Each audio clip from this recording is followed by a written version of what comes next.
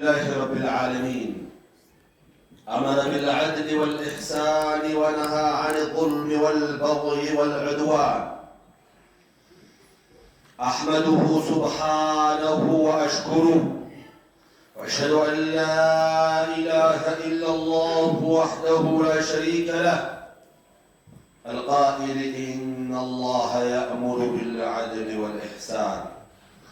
وأشهد أن محمدًا عبده ورسوله صلى الله عليه وعلى آله وصحبه وسلم تسليمًا كثيرًا. أما بعد عباد الله، اتقوا الله حق التقوى واعلموا أن العدل أساس الملك وأن الظلم سبب الهلاك والدمار. قال تعالى: ولا يجرمنكم شنآن قوم على ألا تعدلوا اعدلوا هو أقرب للتقوى. واتقوا الله إن الله خبير بما تعملون. أيها المسلمون،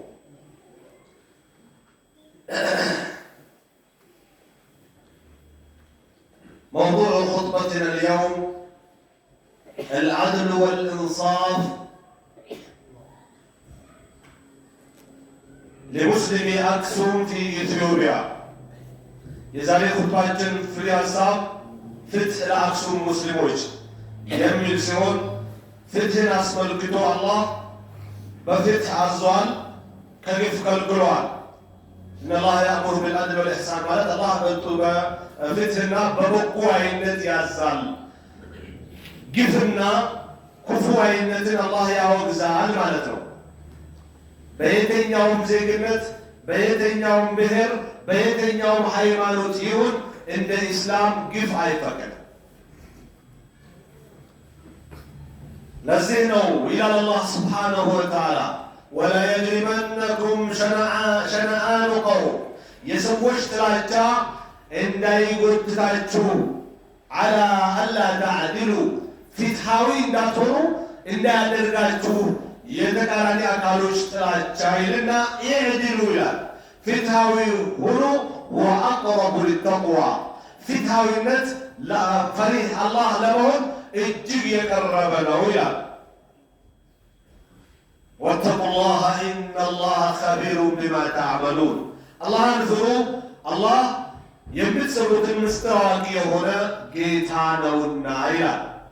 ስለዚህ ፍትህ በየትኛውም ዜግነት፣ በየትኛውም ብሔር ባልተቤትነት፣ በየትኛውም ሃይማኖት ባልተቤትነት እንደ ኢስላም ቦታ አለው። በጎ አይነትም ልክ እንደዛው። እናንተ ሙስሊሞች እኛ ላይ ካሉ ግዳጆች በሙሉ እጅግ ከባዱ ግዳጅ ፈተናና መምታታት፣ ግራ መጋባት በበዛበት ጊዜ በተለይም ፍትሃዊነትን፣ ሚዛናዊነትን መያዝ ነው። ከተበዳዮች ጋር አብረን መቆም ነው። ተበዳይ በዜግነትም በብሔርም በሃይማኖትም ቢቃረንን እንኳ ከተበዳይ ጋር በመቆም ኢስላም ያስገድደናል ማለት ነው። የኔ ተነካ በሚል ብቻ አይደለም፣ የኔ ማትለውም ቢሆን ኢስላም በፍትሃዊነትና በበጎነት ያስገድዳል ማለት ነው። ከእንዲህ ያለ ግፍ ከጎናቸው ልንቆምላቸው ከሚገባ የግፍ አይነት ባለቤቶች ነው አሁን ያሉ ሙስሊሞች ከኢትዮጵያ ክፍል ተብሎ በሚወሰደው ከኢትዮጵያ አንድ አካል ተብሎ በሚወሰዱ ወንድሞቻችን ላይ አክሱም ላይ እየተፈጠረ ያለው ግፍ ማለት ነው። እጅጉኑ የአላህ ታጋሽነት ገራሚ ነው። እጅጉኑ የሚያሳዝን ነው። ባደረ በዋለ ቁጥር ክፋት እንጂ እልባት እያገኘ አይደለም። ምን ተጥይቅ ማጣበብ ከሚባል ነገር ከዜግነት የአካባቢው ነዋሪ ተወላጅ ከመሆን ምኞትና እሳቤ እንዲወጡ የማድረግ ማጣበብ እየተደረገ ነው፣ የተካሄደ ነው። አውል የግፍ አይነት አው እንጥቃስ ሕቁቅ ወይ መብታቸውን ማጉደል። ለምሳሌ ሴት እህቶቻችን በኒቃብ ከሆነ በሂጃብ መማር አትችሉም ተብለው ትምህርት ካቆሙ ዓመት አስቆጥረዋል። ጀማዓም መስገድ አትችሉም እስከመባል አይደለም ሊሰጡ በተከራዩት መስገድ እስከማይችሉ አዛን ማሰማት አትችሉም።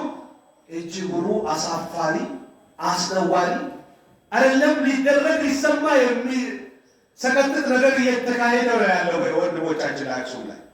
የአክሱም ወንድሞቻችን በደል ይሰማናል። ለአክሱም ወንድሞቻችን ድምፅ እንሆናለን። ፍትህ ለአክሱም ሙስሊሞች እንደ ኢትዮጵያውያንነት ሊሰማን ይገባል ነው። ኢና ሊላሂ ወኢና ኢለይሂ ራጂዑን። ያ ረብ ማአህላማክ፣ እንደው ምን አይነት ታጋሽ ጌታ ነህ ያ አላህ።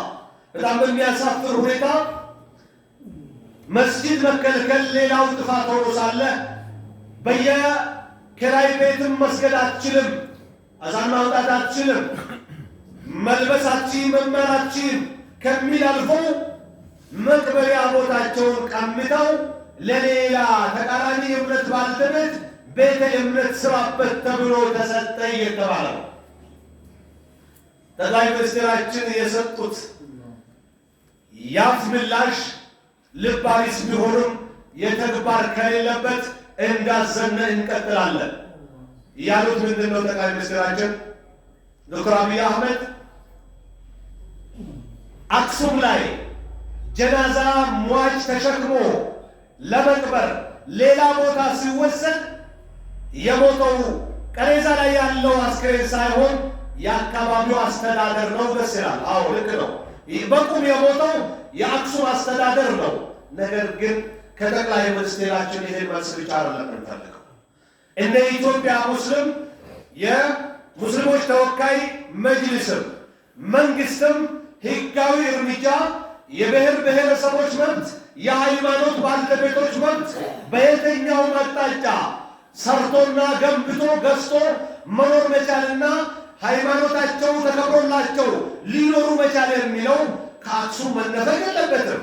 ኢትዮጵያውያንነታቸውን እስካላወገዝን ድረስ ወይም እኛ ኢትዮጵያ አይደለንም እስካላሉ ድረስ ሁለት አይነት ህግ የለም። ጠቅላይ ሚኒስትራችን ይህ ለእርሶ ቀላል ነው፣ ተግባራዊ አድርጉት ጥያቄያችን ነው። ፍትህ ለአክሱም ሙስሊሞች ከመላው የኢትዮጵያ ጫፍና ጫፍ ካሉ እስላም ሀገሮች ከአፋር፣ ከስልጤ፣ ከሀላባ፣ ከወሎ፣ ከአርሲ፣ ከባሌ ተቆጥሮ አይዘለቅም። ከጅማ ከአጋሮ እየተባለ እየተስተጋባ ነው። ፌስቡኩን እዩት፣ በበላይነት ያላችሁ ቲክቶኩን ተጋሩት፣ መፍትሄ ስጡ። ነን ይሰማናል ማለት በመጨረሻ የሚያመጣውን አደጋ የመራ ያለው መንግስት ይዘረጋዋል ብዬ አላምንም።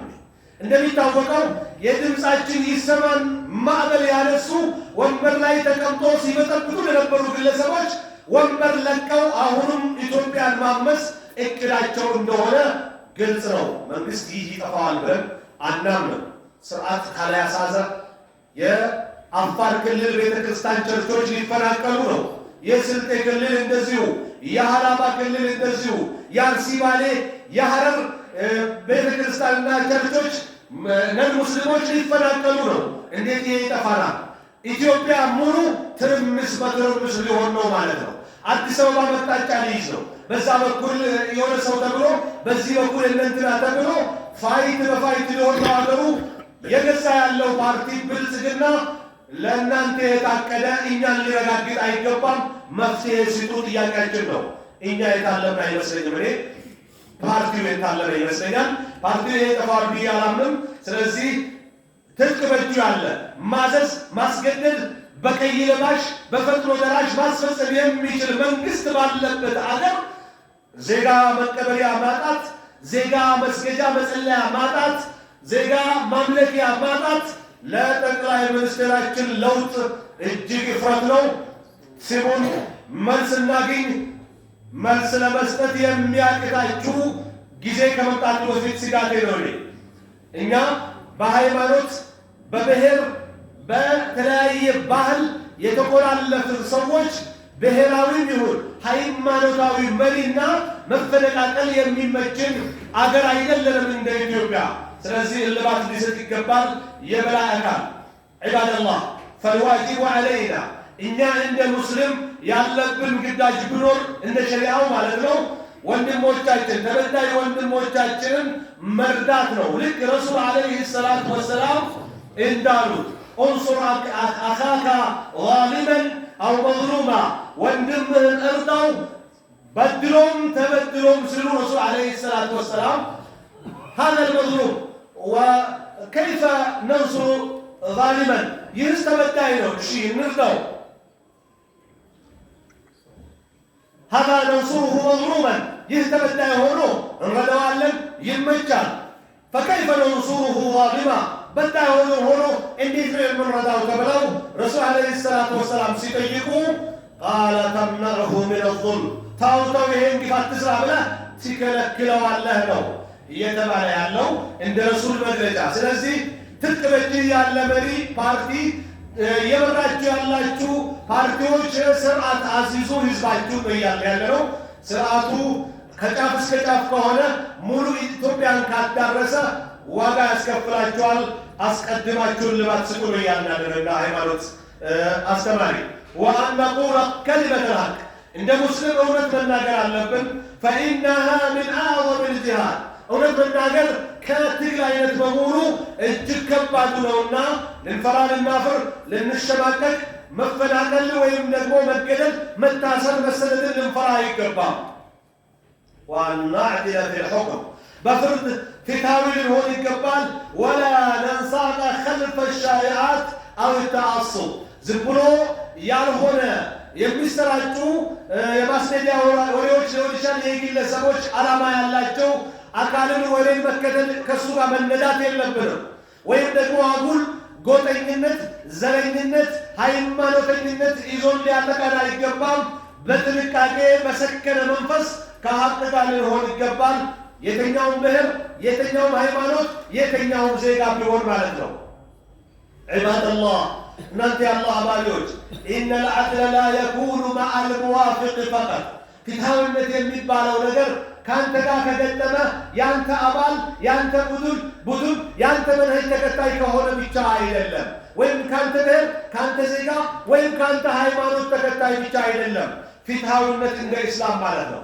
በል መዐል ጀሚዕ ሙስሊመን ካነ አው ገይረ ሙስሊም ከሁሉም ጋር ነው ለፍትህ መቆም ያለብን። ሙስሊም ይሁን ነን ሙስሊም የሚል መለያ የለውም። እነዚህ ለኢስላም አስተምህሮት ማለት ነው። ቀሪበ ነው በዒዳ ዘመድ ነው ባዳ ነው የሚል ነገር የለም። ፈልዐድሉ ሚዛኑላህ ፊል አርድ ፍትሃዊነት የአላህ ሚዛን ነው ምድር ላይና ተግባራዊ ልናደርገው ይገባል። ወቀድ ቃለ እብኑ ተይሚየተ ረሒመሁላህ ከእስላማዊ ሊቃውንቶች መካከል እብኑ ተይሚያ የተባሉት መሪ ወይም እስላማዊ ሊቃውንት አስተማሪ ብለዋሉ። ኢነላህ ዩቂሙ ደውለተ ልዓዲላ አላህ ፍትሃዊ ግዛትን ያቆማታል፣ ማንም እንዳይችላት የበላይ እንድትሆን ያደርጋታል። ወኢን ካነት ካፊራ ነን ሙስሊሞቹ እንኳን ቢሆኑ ይላል። በተቃራኒው ደግሞ ወላ ዩቂሙ አደውለተ ዛሊማ ግፈኛ ግዛትን አላህ አቋቋማትን ወይም የበላይነት አያጎናጽፋትም። ወኢን ካነት ሙስሊማ ሙስሊም ግዛቱን ብትሆን ይላሉ። ስለዚህ ፍትሃዊነት ለሁሉም ጠቃሚ ነው። ግፈኝነት ሁሉንም የሚጎዳ ነው። በጎዋይነት ለሁሉም ጠቃሚ ነው። ክፉዋይነት ለሁሉም አደጋ ነው።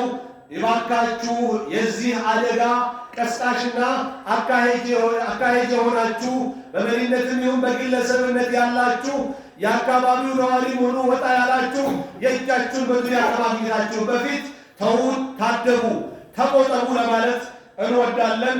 ሁሉም ባለብሔር፣ ሁሉም ባለ ሃይማኖት፣ ሁሉም ዜጋ ይህ ይመለከተዋል። በአንድ ሃይማኖት ወይም በብሔር ወይም በዜግነት የሚገደብ አይደለም። ዒባደላህ ቁልቱ ማ ሰሚዕቱም ፈሕዘሩ ዙልመ ፈኢነሁ ዙሉማቱ የውመል ቂያማ በደል የሚባለውን ነገር ተጠንቀቁ። ማንም ይሁን ማን የቂያም ቀን እጅግ ከባድ በደል ሆኖ ነው የሚመጣው። ወተቁ ዳዕወተ ልመዝሉም የተበዳይ ተማጽኖን ተጠንቀቁ። ፈኢነሃ ለይሰ በይነሃ ወበይነ ላሂ ሂጃብ የተበዳይ ተማጽኖ እርግማን በእሷና በአላህ መካከል ግርቶሽ የሚባል አንዳችን ነገር የለም።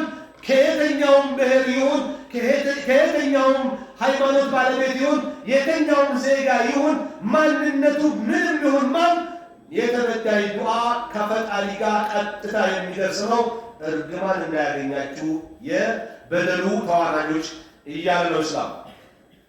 عباد الله قلت ما سمعتم واستغفر الله لي ولكم فاستغفروه انه هو الغفور الرحيم